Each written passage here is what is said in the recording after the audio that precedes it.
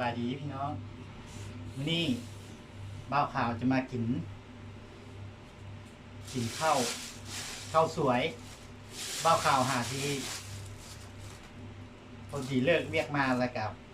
มาแต่งกินครับเมนูกับบ่มีอย่างไรพี่น้อง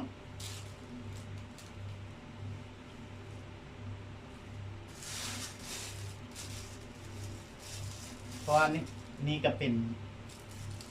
อ่า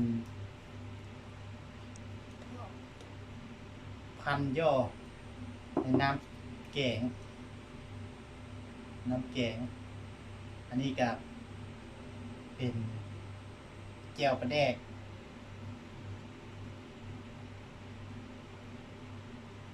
ปิ้งปลาป้านี่พี่น้อง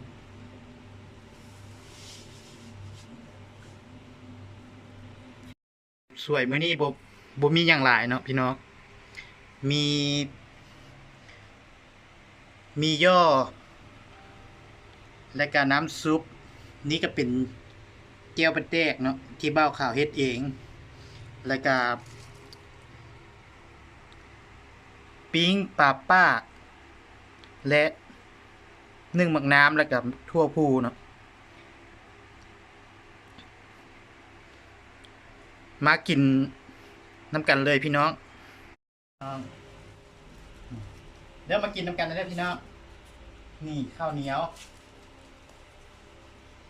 โอ้มินี่มีแต่อาหารเด็ด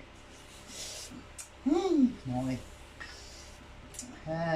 เจ็บเด็กกันบ่เนาะ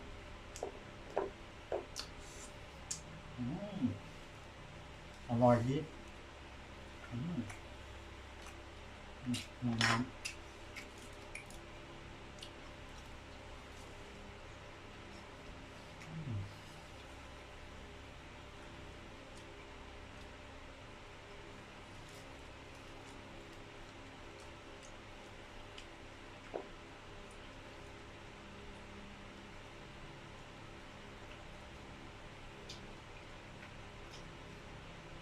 ย่อกันเนาะกินคำใหญ่ๆรวบพี่น้อย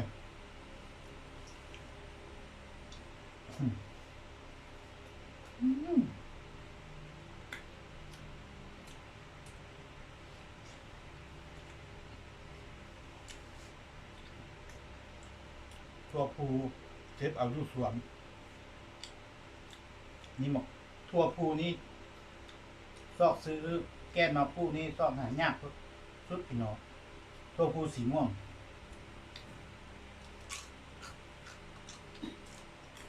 สู้ที่บ้าวข่าวที่ซอกหามาได้บ้าวข่าวเพาะปลูกได้มาปลายต้นช่วงนี้ครับมันชื่ออากาศเย็นดีเป็นบักหลาย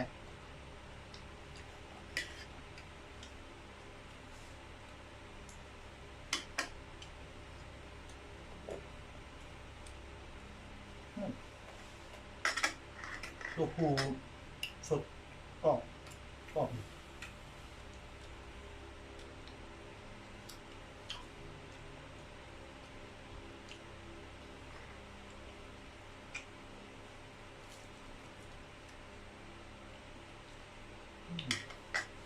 น้ำซุป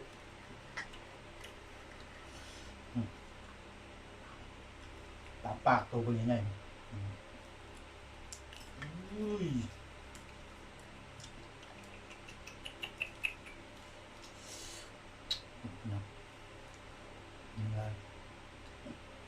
เนื้อโคตรสุกเลยระวังแต่กลางเนี่ยกลางร้ายบาด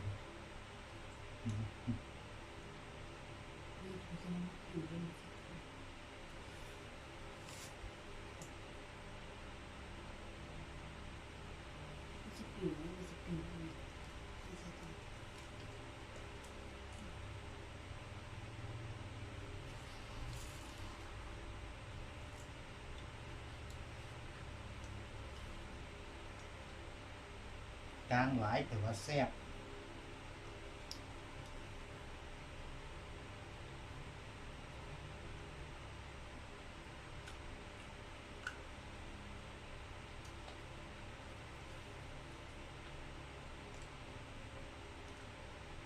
เบาขาวก็หากินข้าวสวย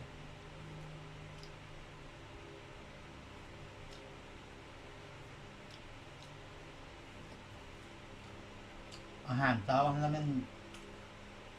กิน กินต้มมี่บอลเทเปียก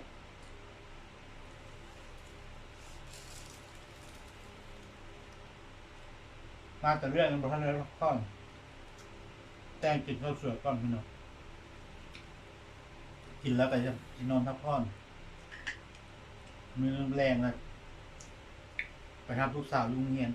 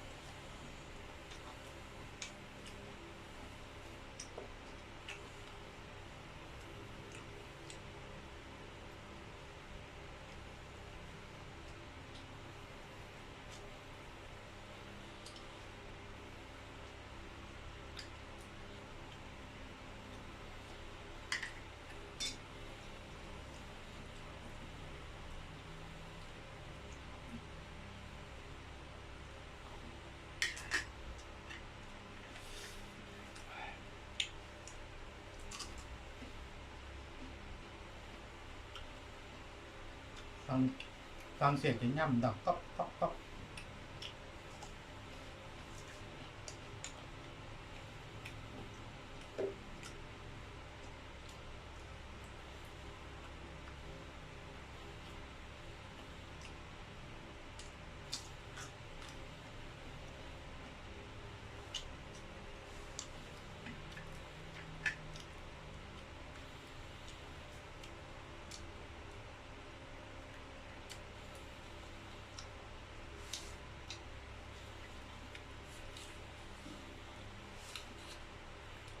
เธอหน้าบ้าเปล่าที่เฮ็ด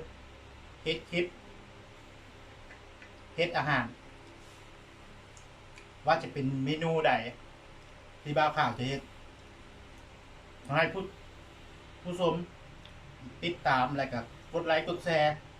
เพื่อเป็นกำลังใจให้บ้าข่าว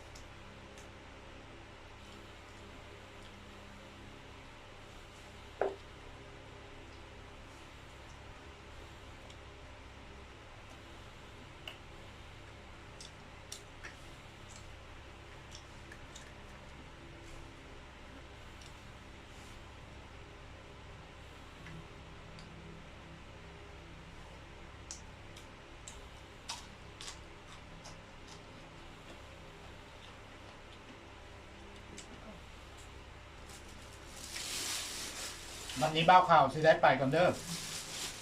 บ๊ายบาย